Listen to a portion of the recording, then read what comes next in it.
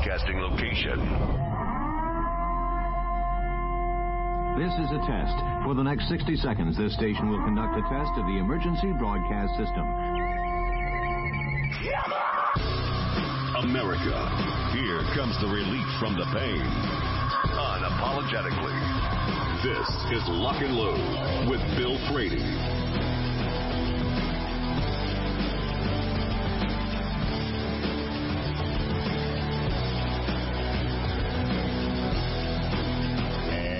Good afternoon. This is Lock and Load, and I'm choking as I go. Joining me now from Legally Armed in Detroit, he is the Director, Rick Ector. Wait a minute. Should we make that Rick Ector the Director? How does that, I mean, how should we? Hey, man, either way works. I am Director Ector, Director. Hey, man, it works. I'm here. And I'm glad to once again to be on the great Lock and Load with the incomparable Bill Frady. I'm going to have to call my accountant to pay for all of that, I know. I know. You know what, man? It's probably not expensive as you think, man. But look. It's as expensive as it is true, very likely. Excuse me. So, What's going on in Detroit? You got snow on the ground? You know what? We had like a light coating a mere couple of days ago, man. But we got yesterday, man. It was like a steady drizzle of rain, and it has sufficiently subsided that white stuff off the ground, man. It's a little chilly out, a little wet. Right. You know, puddles here and there, man. It beats having all of that white stuff on the ground, man. And I'm okay with it. Some people are running around like Chicken Littles and a little alarmist that, hey, they don't understand how come the weather isn't like the Arctic blast from decades ago. And I really don't care. It's a sufferable, tolerable, wet, gloomy January, but you know what? No one ever, revels in January weather anyway. I think. Well, I mean, for me, whenever, right after Christmas, as soon as January the 1st hits, I'm ready for the spring. Okay. Tease us. How balmy is it in your neck of the woods right now? How balmy is it? I'll have to look. 48 degrees. Oh, man, that's great. You probably have people out there in shorts. Oh, what are you talking about? We're windsurfing out there on the lakes. We're in bikinis, and those are the guys. I mean, 48 degrees is nothing to us. We love that. No, right now, though, we have a lot of wind. Now, I myself am not a wind fan, and I'll tell you why I'm not a wind fan. I live in a subdivision where they dug it out the side of a hill to get it to where the street, so where the yards would be level with, with the house versus with the street. Now, in the case of my backyard, that means about a 12-foot divot. I mean, I have an impact area back there in the back that would be perfect for any outdoor range. Okay. When the wind blows, it creates this vortex down there in that new hole, the man-made hole, to where it will lift up anything I put on the ground, like a table or a grill, and just blow it all over the yard. I learned the hard way to put everything, like my bonsai collection is up against the wall, and then it doesn't get touched, it doesn't move. So, but I mean, a place for everything and everything in its place. Just remember that. And unless yesterday my grill got picked up and thrown out in the yard, and I was not happy about that because now it's broken the support feet on it. Now I got to go spend $80 on 2 pieces of plastic. Look, it's only money, man, and you can't take it with you. Remember that. I'm going to. Next time I get behind on my power bill, when they call me, I'm going to be like, listen, it's only money. It's only money, and you can't take it with you. Can't take it with me. And you know what? The more of that stuff you leave behind, the more likely you're going to give your heirs something to fuss and fight over, man. Look, do them all a favor and spend it before you leave. Spend it all. I'm in touch with that. On just frivolous, non-pawnable, non-redeemable stuff that they're going to be stuck with forever as a testament to your legacy and that you were once here. I'm already working on that. Don't be concerned. Hey, I received a phone call from a student of mine today, and before I even get into that, I just want to make sure that I didn't talk about any aspect of this guy and his. Did I talk on the air recently about a guy who bought a gun that wasn't the best gun for him? Did I talk about that recently? I don't think so, but I mean, we talk a lot about students and first guns, so I don't know if we did this with anybody specifically. No.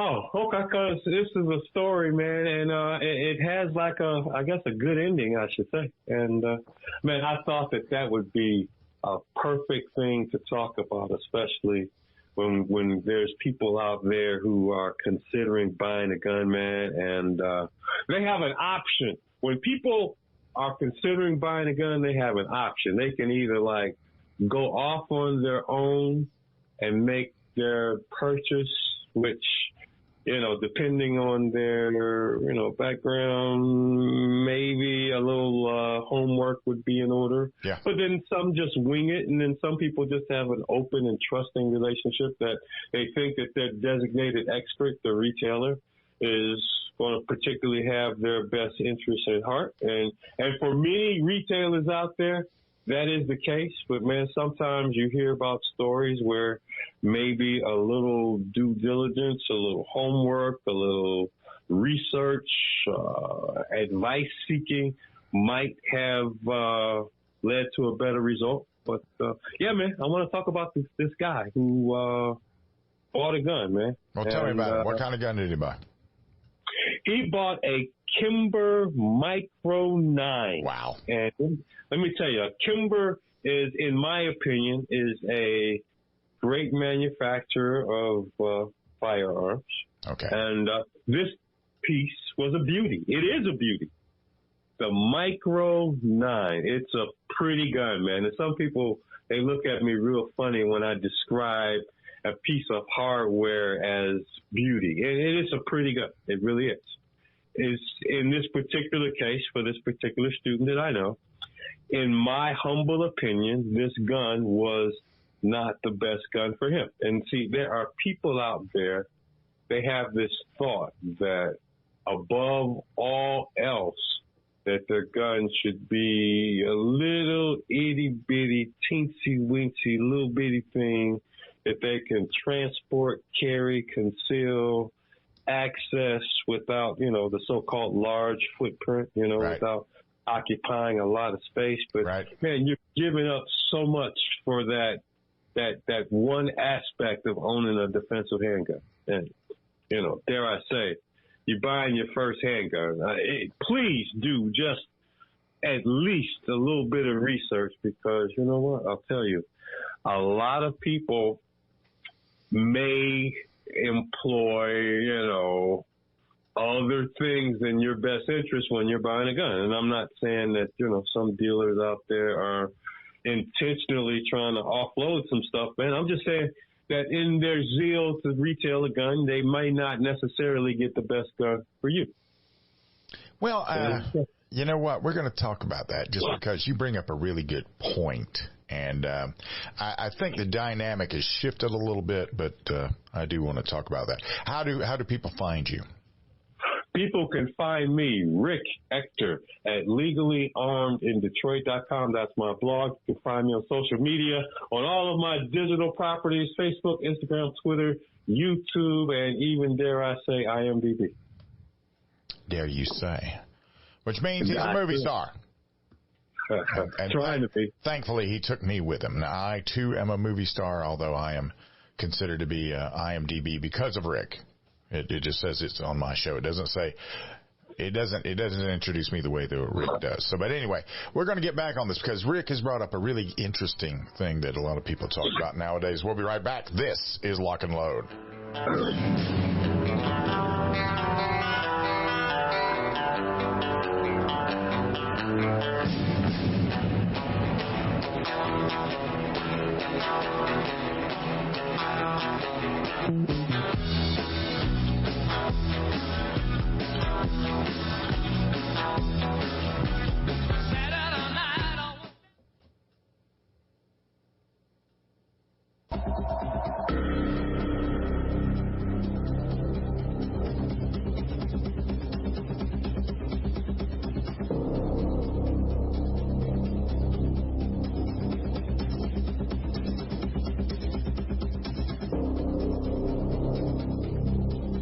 welcome back. This is Lock and Log, talking to Rick Ector, the director. And you brought up this thing about where people are going out buying the smallest footprint of a gun.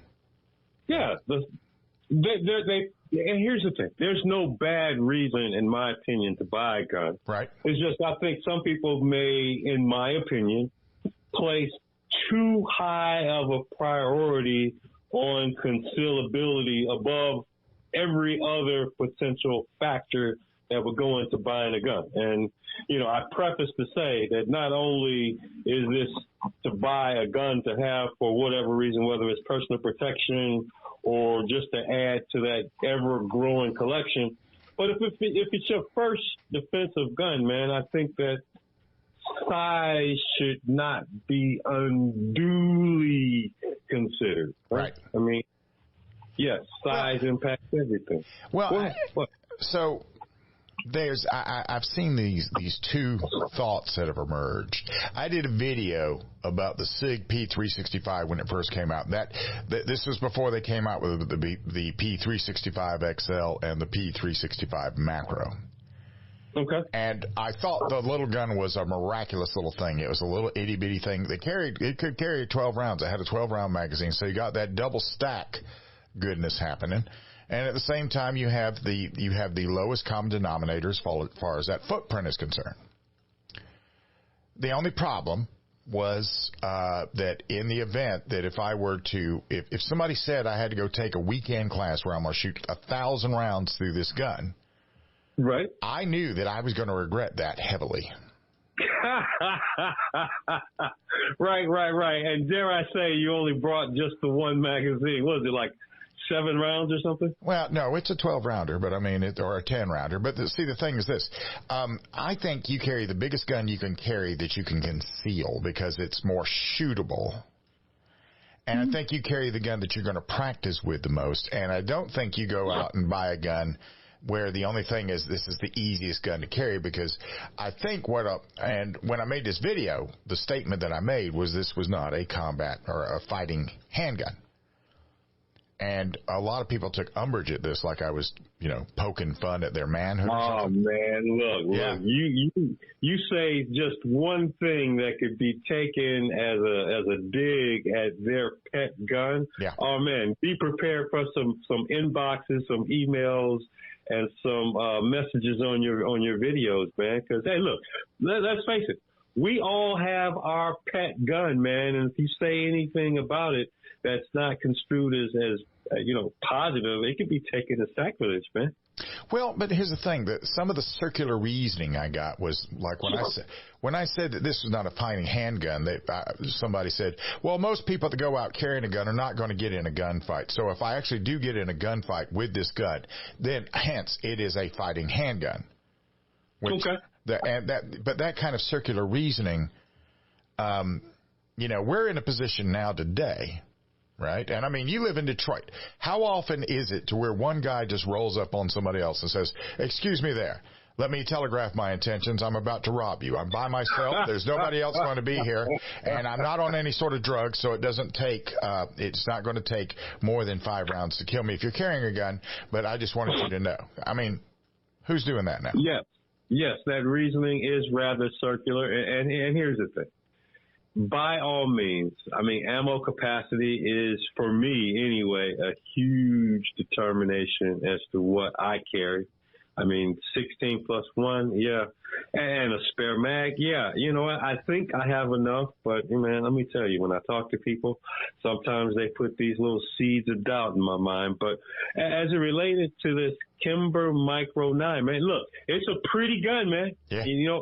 Pretty gun. It's a gun. It makes you just go ahead and catcall and whistle at it. But for his, then I say, and I'm very specific, for his needs as a very first time handgun owner who doesn't have those teeny tiny itty bitty little hands. I mean, he had a lot of problems in manipulating it, just in terms of loading and unloading it, which made it, be a negative in my mind for him. And dare I say, even slapped his hand in it when he was chambering his magazine, and I was like, yeah, man, this probably is not the right gun for you. And he wasn't, you know, he was too small for him to actually hold it and grip it right. And, you know, and I was doing my best to be positive, man, because the last thing you want to do is come across as negative and leave, you know, your customer, your student feeling really bad about, you know, something they've already done. And you just try to make them, you know, make the most of it or the best of it. And in this particular case, I believe he confided in me that he paid $750 for it. And I'm not saying that he paid too much for it. No, I'm not. I'm saying for what he would have gotten more value out of for, you know, considering his hand size and his experience level, that may have not been, you know, the first gun that he should have bought, you know. And like I said, not trying to be negative, always best foot forward. And I guess even though I was being, you know, very careful with my words, he could kind of just, you know, read between the lines that I didn't think that this was the best gun for him. Right. And he was right. Because at the end of the day, I guess I convinced him unwittingly to, you know, take it back and get something else. But, you know, when you take a brand new gun that you took to the gun range and you fired it and you realize that it's not the best gun for you, then you're going to notice a truism, a reality when you like go back to the shop and say, hey, I made a mistake. Can I, you know, apply my purchase to something else? You're going to be a little disappointed, man. And I think he paid a price and took a hit on his trade-in. Probably about 60%, right? He took a huge hit on it, man. And look, I would tell you to put it on the highest shelf and make it, you know, like a trophy room queen or something, you know, like a shrine, you know. But he ended up buying, get this, he ended up buying the SIG P365, which I would have probably have suggested to him, you know, at the beginning had I been a part of his consultation. But I would have ran him through the whole 9mm or higher, fits your hand like a glove, and you reach all the controls, and can you shoot it well, and then let's start talking about price. We probably would have ended up there because, believe it or not, a fair number of my first-time handgun buyers these days recently have been buying P365s, man. And tell everybody how to find you. We're going to find. I got a few questions about that when we get back, because now you've just stepped somewhere I want to go.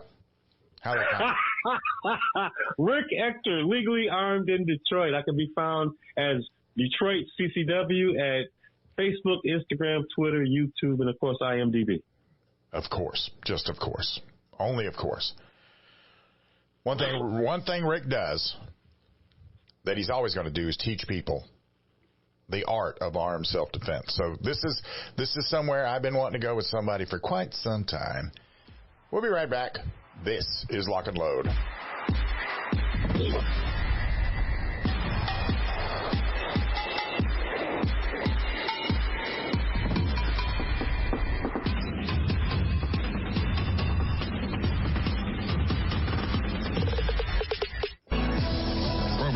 Years, Aero Precision has paved the way as a leading manufacturer of American-made AR parts. Aero Precision caters to the rifle builder by engineering quality receivers, handguards, and other essential parts. Aero Precision's added enhancements create a smooth build process from start to finish for beginners and seasoned builders. Whether this is your first rifle or your 50th, Aero Precision offers everything you need to make a quality AR at an affordable price. At Spikes Tactical, we are all shooters with a very simple mission. Make the best product we can perfect at the best possible price for our consumers. We strive to produce the best components and rifles available, with quality controls second to none, because real-world events don't allow for a second chance. Whether you are an operator, competitor, or home defender, Spikes Tactical will serve you well. Go to spikestactical.com. Spikes Tactical, 100% American-made to the highest standard. At Staccato, we know there's no such thing as a fair fight, and we bring the unfair advantage that is the 2011 platform. Dominate. At Staccato, we know the most important gun you own is the one that you're carrying when you're facing that threat to life and freedom. Win. We want you to enter that objective confident that you are carrying the best gun in the gunfight. No compromise. No sacrifice. Staccato2011.com. Stand ready to face down the darkness with 2011. Holster.com, the home of DeSantis quality-built American-made products for 45-plus years. Supporting police and government contracts from first responders to responsible citizens. Holster.com is your source for quality American-made leather and Kydex holsters for the armed American. For concealed carry or open carry, Holster.com has what you need. We didn't invent concealment. We perfected it. Go to Holster.com now and buy a DeSantis holster today. What's in a name? If that name is Ace Firearms, you've just entered a very expensive business. First, a fully appointed gun shop with all the guns, ammo, and accessories you could possibly imagine. But then you enter the manufacturing facility that is home to Red Alligator Concealment, Militia Arms Customs, and so much more. Ace Firearms is beyond a simple gun shop. This is a totally peerless operation. To find out more, go to acefirearms.com. Ace Firearms. This is only the beginning. At MGS, we have what it takes to reinvent yourself. With a curriculum designed to balance work, family, and a gun repair education, MGS provides the gateway into one of the fastest-growing segments of the gun industry. Modern Gun School's mission is to provide high-quality distance education using time-tested materials and hands-on projects designed to develop a proficiency in both the technique and the business of gunsmithing. Go to mgs.edu. MGS Trade School. Your future is waiting.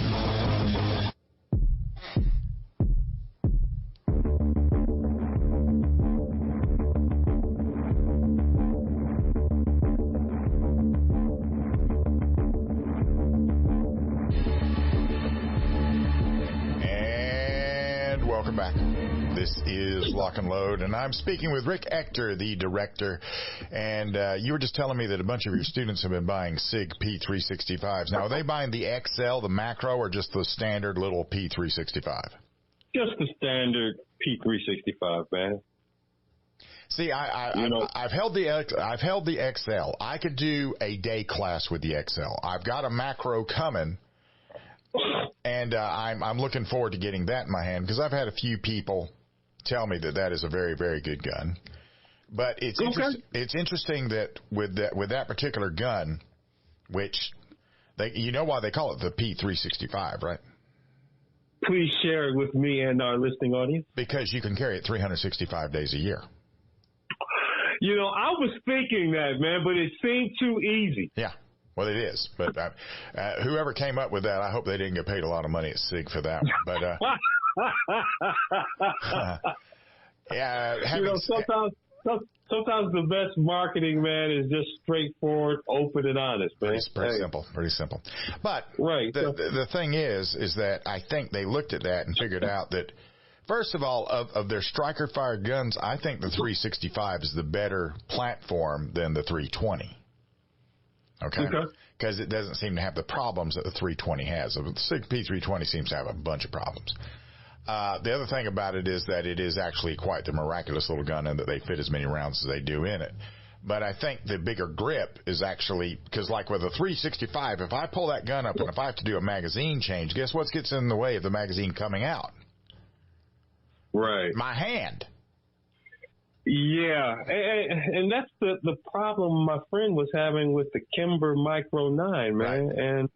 And like I said, I don't want anybody to even think that I'm being disparaging about it. I think it's a fine firearm. It's just, I don't know if it's most appropriate for the first time brand new gun owner who, doesn't have little teeny tiny hands, man.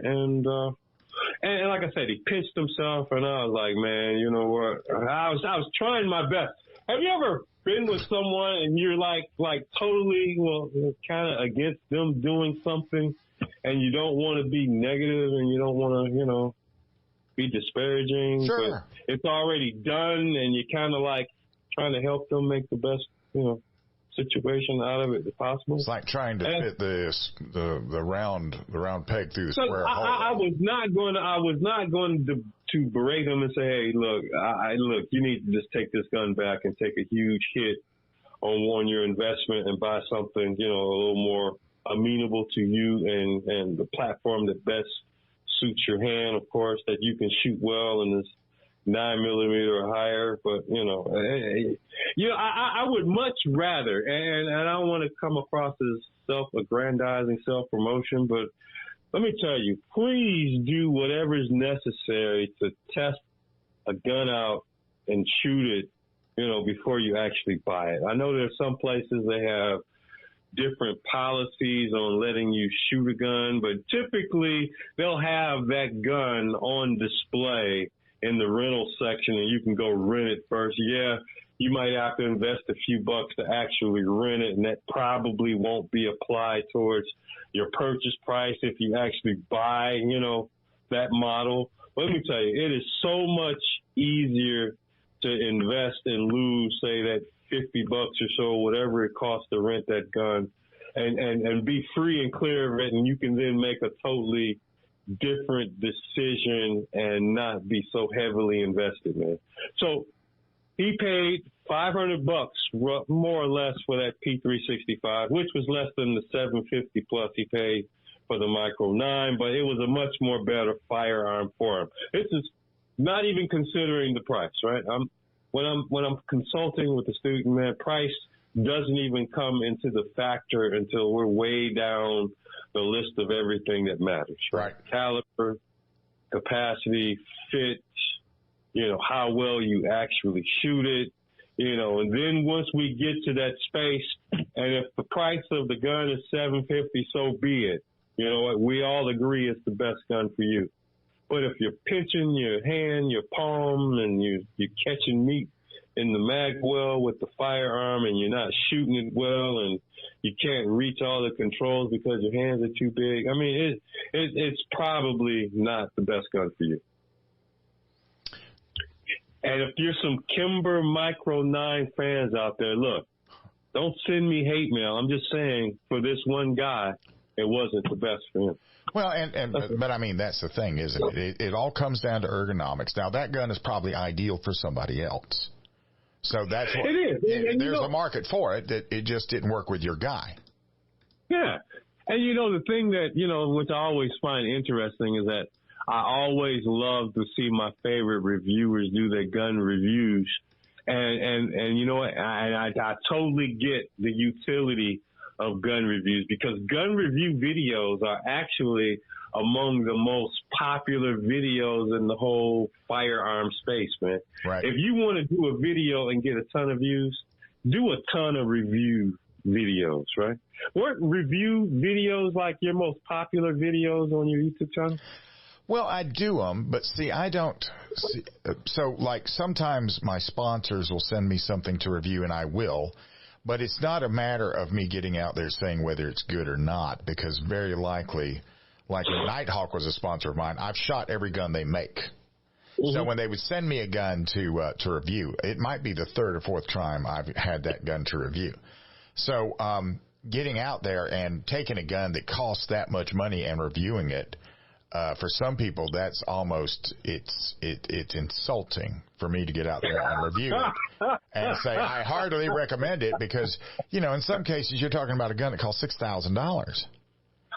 Well, look. God bless you. If the best gun you want and meets all your requirements is $6,000, you know what? And if so, God bless you. Go buy it, but, I'll tell you, in the demographic in which, I'm fishing, right. The first time gun owner, and many times, and it's not even relevant, but many times it's women. Let me tell you, that space of the market probably won't be tested, when we do, when we shoot a few guns and, we start talking about guns that they should buy. But let me tell you, if I had the budget, I would explore that myself. But at this time, I'm not in that space, man, but I'm geared towards the first-time firearm owner. See, here's the thing about this. With the striker-fired guns that are out today, all of them are very good for the most part. Some of them are outstanding, right? Mm-hmm. Like you're an M&P guy, right? Yeah.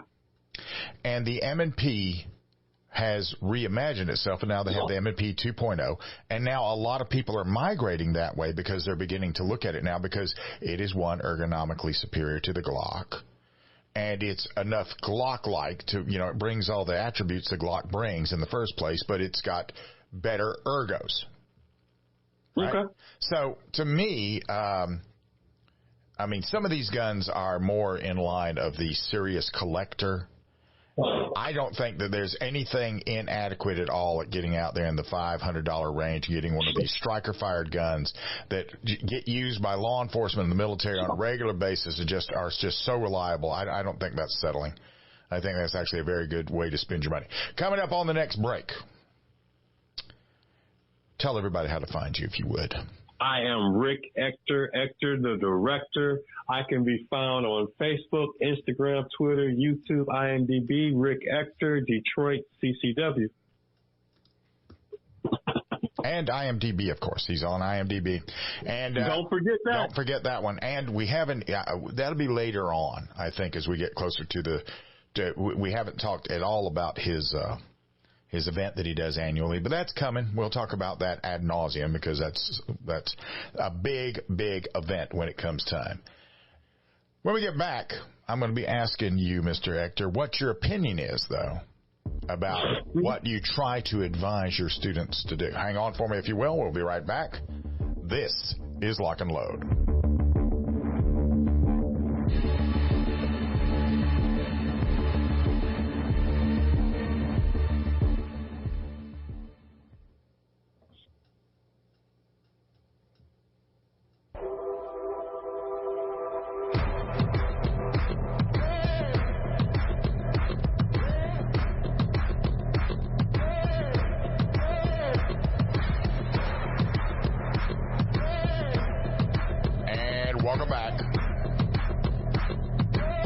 This is Lock and Load. I've been speaking with Rick Ector, the director.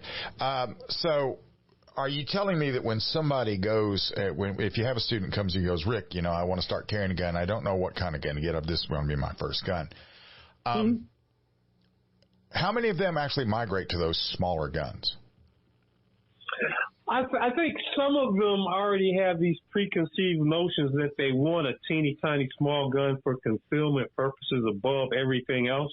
And I have a process, man, and I really don't go looking towards steering them to a particular model size. I mean, a caliber, I'm always going to shoot for, pardon the metaphor, I'm always going to shoot for 9mm, but, man, we'll lay out guns on the table, man, on the counterpart. And I'm like, look, just start picking them up, finger off the trigger, safe direction.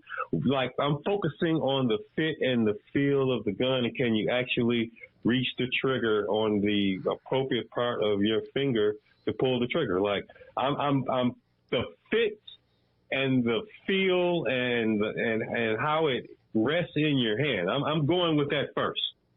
And once we round robin through until we get to about 3 or 4 different models, now we're going to start actually shooting and see what type of results we get. So if somebody comes to you and says, Rick, we want you to carry a really small gun today, which of the really small guns, and it doesn't have to be a really small gun, what is the smallest gun you would be happy carrying?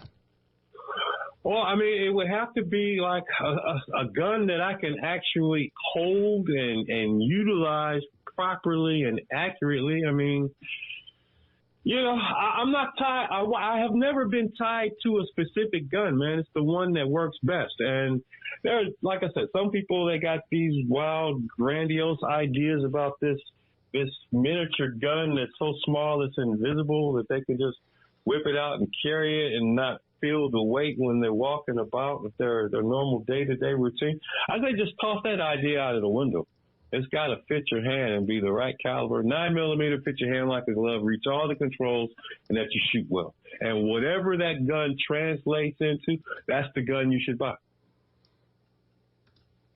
Well, for me, I'm not a little gun aficionado. I see the part where they have a place. Like if you need, well, like you dress up sort of nice. You whenever you go to these events. Oh man, that's thanks for putting it, that way, man. And I don't, man. It's just that every now and then when I make an appearance, I mean, you don't want to, always be the jean and t-shirt guy. Right. Okay. Well, unless you're a radio guy, then you get to be a slob all the time. And I exercise that as a religious right. But having said that, sometimes, like if I'm moving around and I'm filming, and there's twists and turns and everything, and I'm trying to. When I film something, I'm trying to make it look like I actually know what I'm doing versus being herky-jerky and just, snatching it around and everything. So a lot of times I'm rotating on an axis versus taking steps and everything. And that, with a bigger gun, can be a little bit of an issue if you're trying not to. We have open carry in South Carolina, and when I conceal carry, there's two reasons I conceal carry. One, I don't want anybody to know I'm carrying. Two, I don't want to alarm anyone that I'm carrying. That too. So, having to that end, I have a Glock 43, which is really a little too small just because of capacity, because it only, 7 rounds altogether. I have these funky little magazines that'll hold 9, so theoretically I could have a 10-round gun. But that's about the smallest I would go. Call it what you will, man. Have it, whatever. Look, it's something about having a 16-round magazine, man. Just inspires confidence, doesn't it?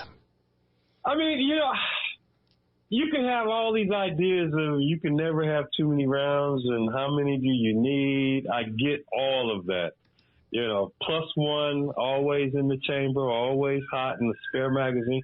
I might be shortchanging myself, man, but it works for me, and I'll probably keep venturing out that way. But it works. It works, and I feel comfortable. And I know unless I'm in like the rarest of extremes, I'll probably have enough firepower to get myself safely out of it. And I'm happy with it. Yeah. Well, but, I've said one thing about people like you that have a gun that's the gun and you're just happy with that. You don't feel like you have to go out and buy the newest and the latest and all this other stuff. You guys, a gun is just for me. It's just a thing. It's just a tool. It's the thing that I'm going to shoot a bad guy with if they put my life in imminent danger of great bodily harm, sexual assault, or death, right? Right. And that's it. That's it. That's the only function it supports. I mean, you can start getting into all these other handgun buying considerations, man. But for me, it's just a tool to shoot a bad guy if they try to hurt me, man. While I'm thinking about I know, this, it's pure heresy, isn't it? It's pure heresy, isn't it? No. While I'm thinking about this, though, I need to ask you this. So, do you have the capability of doing a video podcast?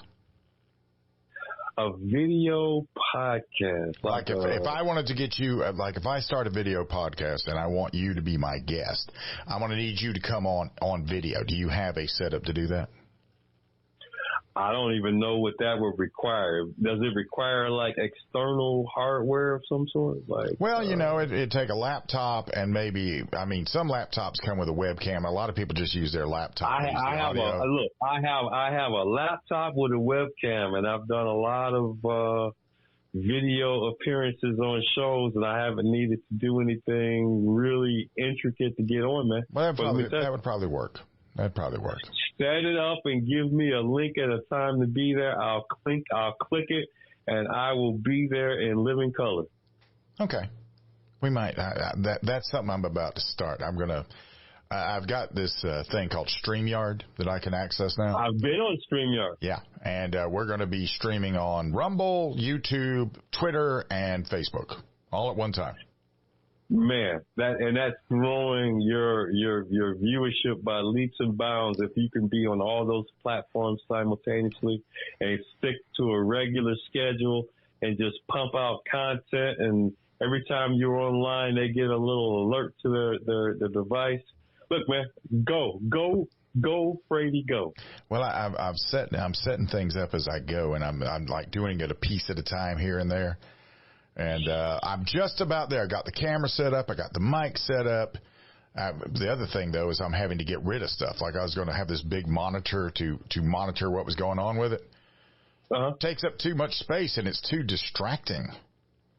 Man, I see some guys out there, they have like 4 monitors at once, and I'm like, oh, my God. They are like... Well, that's because they're monitoring stuff they need to be monitoring. It's not because of them monitoring the stuff that... See, I don't need to monitor me, what I see in the camera. I need to monitor what's coming up next and everything. But I'm just about there. I'm working out and testing all the things that I'm going to do with it, and we'll see where it goes. Look, man, anxious and willing and ready to go.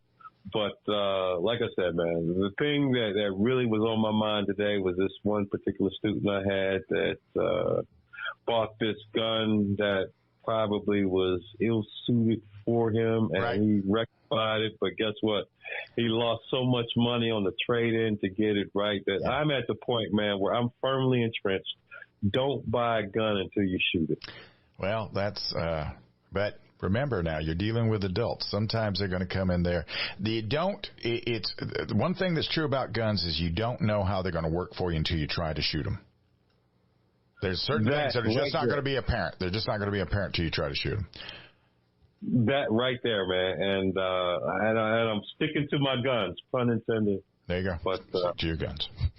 But once again, man, Look, I can't stress it enough. You know, it's for many people, and I get it. In my sample space, in my community, the types of money that we're talking about, 500 or so or better, you know, it represents, believe it or not, an appreciable expenditure. Right. And I'm not saying, you know, they're not wondering where the next meal is coming from. It's going to be plenty. It's going to be adequate, very, very adequate. And I'm saying that because we're about to run out of time. You need to tell everybody how to find you. Man, I am Rick Ector, Director Ector. You can find me on Facebook, Instagram, Twitter, YouTube, IMDb. My handle, Rick Ector, Detroit CCW. It's always my pleasure to be on here every week with Bill Frady, and I look forward to doing it again next week, sir. As do I, because it's never a tame time when Ector's in the house. Hour number 2 is inbound. This is Lock and Load.